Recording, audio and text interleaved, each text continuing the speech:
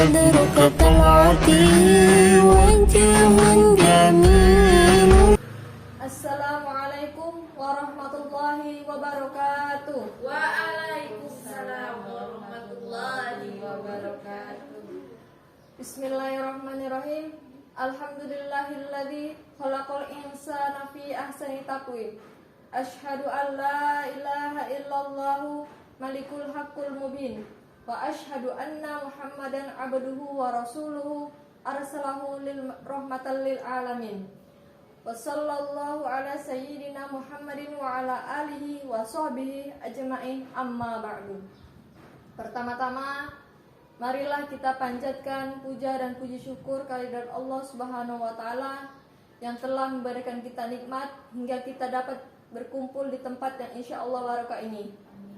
Yang kedua, salawat serta salam kita junjungkan kepada Nabi Muhammad Sallallahu Alaihi Wasallam yang telah membawa kita dari zaman kegelapan hingga zaman terang benderang seperti sekarang ini.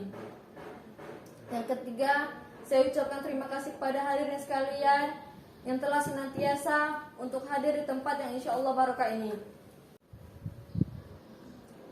Insya Allah pada pertemuan kali ini saya akan membawakan tausiah yang berjudul tentang sholat 5 waktu. Sholat hukumnya wajib bagi seluruh umat muslim yang ada di dunia ini, baik laki-laki maupun perempuan, terkecuali orang gila, anak kecil yang belum baligh, dan perempuan yang sedang haid maupun nifas. Sholat merupakan kewajiban bagi seluruh umat muslim yang ada di dunia ini dan juga merupakan tiang agama. Seperti rumah, jika tidak ada tiangnya maka rumah tersebut akan roboh. Perintah sholat sendiri langsung Allah turunkan kepada Nabi Muhammad SAW seperti yang terdapat dalam surat An-Nisa ayat 103. Maka dirikanlah sholat, sesungguhnya sholat itu adalah kewajiban. Begitu pentingnya Rasul menegaskan bahwa pembeda antara umat muslim dan kafir adalah sholat. Adapun dosa-dosa kita ketika meninggalkan sholat wajib 5 waktu adalah seperti misalnya meninggalkan sholat subuh. Dosa meninggalkan sholat subuh, 1 kali meninggalkan sholat subuh, dosanya sama saja masuk neraka selama 6.000 tahun di dunia. Dosa meninggalkan sholat zuhur, 1 kali meninggalkan sholat zuhur itu sama saja membunuh 1.000 umat Islam. Terus kalau sholat asar, 1 kali meninggalkan sholat asar itu dosanya sama saja kita menghancurkan Ka'bah. 1 kali meninggalkan sholat maghrib, maka dosanya sama saja kita berzina dengan orang tua kita sendiri. Kalau sholat isya, kita meninggalkan 1 kali sholat isya, apa yang kita lakukan di dunia ini tidak diridhai oleh Allah Subhanahu wa taala. Na'udzubillahi min dzalik. Maka hadirin sekalian yang dirahmati Allah, marilah mulai dari sekarang kita sama-sama menjaga sholat kita. Seperti yang sudah saya jelaskan tadi, bahwa setiap kali kita meninggalkan sholat 5 waktu, maka ada masing-masing dosa yang kita tanggung. Seperti masuk neraka selama 6.000 tahun di dunia, berzina dengan orang tua, menghancurkan Ka'bah. Itu merupakan dosa-dosa besar yang akan memperlambat kita dalam menuju surganya Allah. Seperti yang kita tahu bahwa saat ini kita berada di akhir zaman, yang dimana sudah banyak tanda-tanda hari kiamat yang sudah Allah tunjukkan, berupa bencana alam, bahkan penyuka sesama jenis, maksiat ditunjukkan di mana-mana. Itu adalah merupakan tanda-tanda kiamat yang sugro, yang kecil. Tanda-tanda kiamat sugro. Maka dari itu hadirin sekalian, mulai saat ini kita sama-sama untuk menjaga sholat kita. Apabila seseorang terbiasa melaksanakan sholat 5 waktu, tidak tinggal, tidak telat, ketika sekalinya dia tidak melaksanakan sholat, maka pasti akan ada keraguan di dalam dirinya, bahwa akan ada rasa bersalah. Saya belum sholat nih. Itu pasti akan secara naluri akan tumbuh di dalam diri kita sendiri.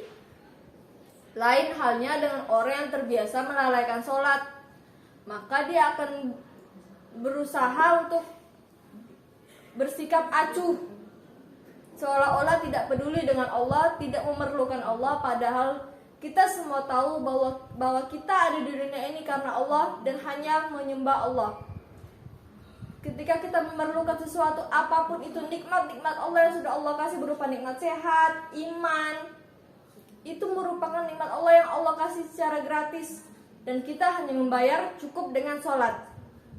Allah tidak memerlukan kita sebagai hambanya, tetapi hak kita sebagai hambanya yang memerlukan Allah Subhanahu wa ta'ala.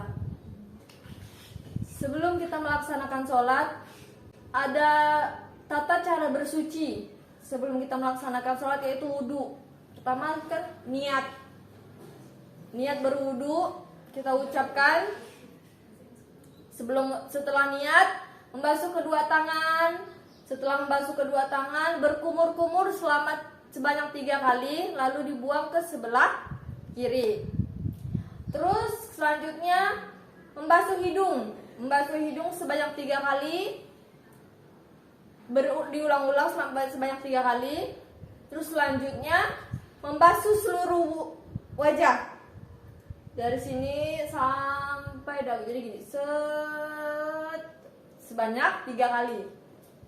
Setelah membasuh muka, membasuh kedua tangan. Diawali dengan tangan sebelah kanan. Yang pertama sebanyak 3 kali, sebelah kanan sebanyak 3 kali. Terus yang selanjutnya sebelah kiri sebanyak 3 kali juga. Setelah tangan sebelah kiri kita membasuh kepala, ujung-ujung kepala jidat sebanyak 3 kali, ya. Setelah itu kedua telinga didahului oleh sebelah kanan dulu, terlebih kanan 3 kali, 1, 2, 3. Terus selanjutnya ada sebelah kiri lagi 1, 2, 3. Dan terakhir membasuh kaki dari mata kaki sampai ke sela-sela jari, itu sebanyak 3 kali. Dari sebelah kanan lalu ke sebelah kiri. Setelah itu membaca doa selesai wudhu. Alangkah lebih baiknya kita sholat itu adalah sholat berjamaah, sholat yang dipimpin oleh imam, karena pahalanya akan lebih besar ketika kita melaksanakan sholat berjamaah daripada melaksanakan sholat sendiri. Itu pahalanya kalau sholat berjamaah itu lebih besar daripada sholat sendiri. Sholat usahakan harus di awal waktu.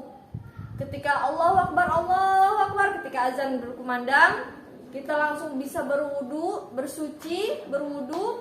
Habis itu siap-siap untuk sholat. Kalau kita keadaan rumahnya dekat dengan masjid, kita siap-siap sholat ke masjid, sholat tahiyatul masjid 2 rakaat. Dan ketika qomat baru kita mengikuti imam sholat. Kalau tidak, sholat di rumah masing-masing. Tetapi tetap di awal waktu tetap harus dianjurkan, karena lebih baik jangan sampai menunda-nunda waktu sholat, karena waktu adalah uang, ya. Jadi setiap waktu yang kita lewati, usahakan dengan kegiatan-kegiatan yang bermanfaat.